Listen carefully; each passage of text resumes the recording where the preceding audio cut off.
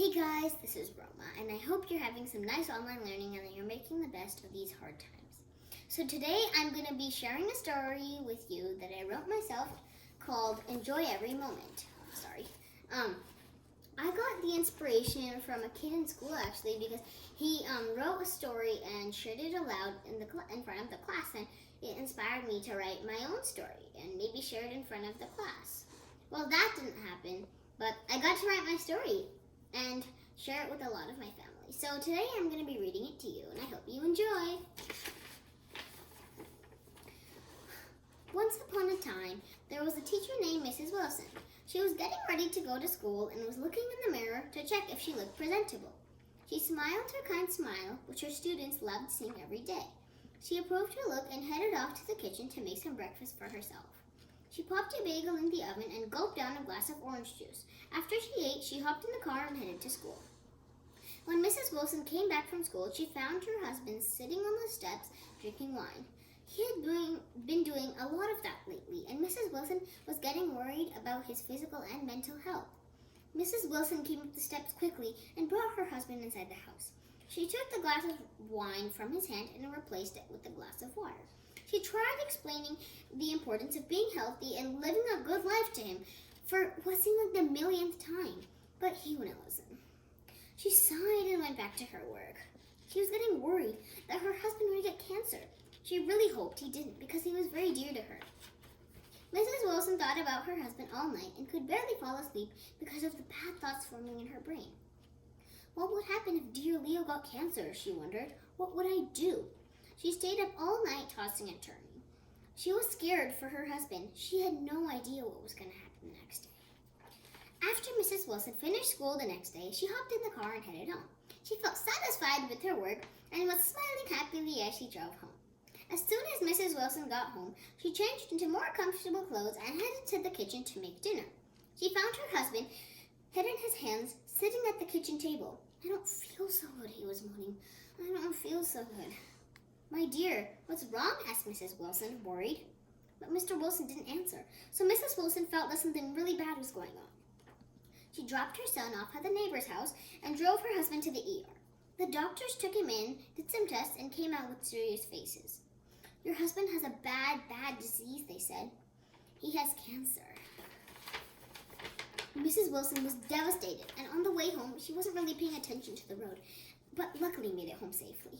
She ran to the neighbor's house, retrieved her son, and sniffling, told him the news. Her son didn't know how he was supposed to feel and had many thoughts swimming around in his head. They both went to bed, not even thinking about the next day. At first, when Mrs. Wilson woke up the next morning, she remembered that it was the day her students had their midterm exams. They had been under a lot of stress and wanted the exams to be over. She would be working hard grading papers, but then she remembered her husband had cancer and she would have to visit him in the hospital. Then all of yesterday's happenings came back in a flash, and she lay back thinking. Once she managed to get herself ready for school, she went to school and somehow dragged herself through the whole day. She had a hard time focusing on her work, and her students had to remind her to focus. Once Mrs. Wilson got home, she was rushing about, calling to her son to get ready. "Evan," she called, "come to the car at once." "Okay, Mom," called Evan. "I'm coming." Once Evan made it to the car, Mrs. Wilson turned the engine on and drove to the hospital. Once they got there, they checked in at the desk and went to the waiting room. It didn't take long for the receptionist to call their name, and when she did, Mrs. Wilson and Evan hurried off to see Mr. Wilson. They had no idea about what they were to see. They had no idea what they were about to see. Evan and Mrs. Wilson rushed into the room, only to find Mr. Wilson's heart rate at 0 and the doctors gathered around his bed. Mrs. Wilson burst into tears at the sight of him, but Evan just stood there, his mouth open, staring at his lifeless father. They both didn't know what to do and just did what they were doing until one of the doctors gently led them to the waiting room and gravely explained to them what had happened to Mr. Wilson. "His heart rate went lower and lower," he said. "There was nothing we could do." Poor Mrs. Wilson did not know what to make of the news. She knew she had to plan a funeral, and she knew she had to call her friends and family, but she just couldn't. She felt a lot of pressure, and it resulted in her not being able to stand up. She only got up when Evan recovered from his shock and took her to the car. She drove home, still drowsy and not really awake. Once they got home, Evan took his mother's arm and helped her out of the car. He sat her down at the kitchen table and made her a calming cup of tea. Even though it was only 5 o'clock, Evan put her to bed, called all the people who needed to know what happened, got ready for bed, and then went to bed himself. Evan and Mrs. Wilson both needed to rest after the long day they had had.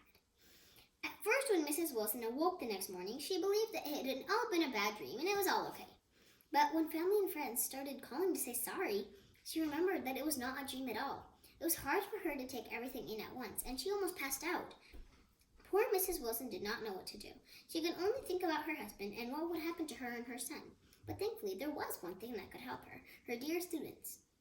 When the students started calling, they told her that she should take care of herself and they would be perfectly fine. The reassurance of her students calmed her down, made her feel better, and she started to change. She knew that everything depended on her, but she also was starting to learn that she had to take care of herself and her family. She settled in and got used to how her future would be. As soon as Mrs. Wilson was ready to go back to school, everyone around her noticed something different about their dear old Mrs. Wilson. She had changed a lot. She had learned to take care of herself and that she was as important as everyone around her. She went on to teach for years and years and always taught her students the same thing: take care of yourself. Well, I hope you enjoyed this story and that it inspired you to write your own. Please subscribe to my channel and hit the like button. Also, make sure to turn on the bell to receive notifications every time I post a new video. Bye!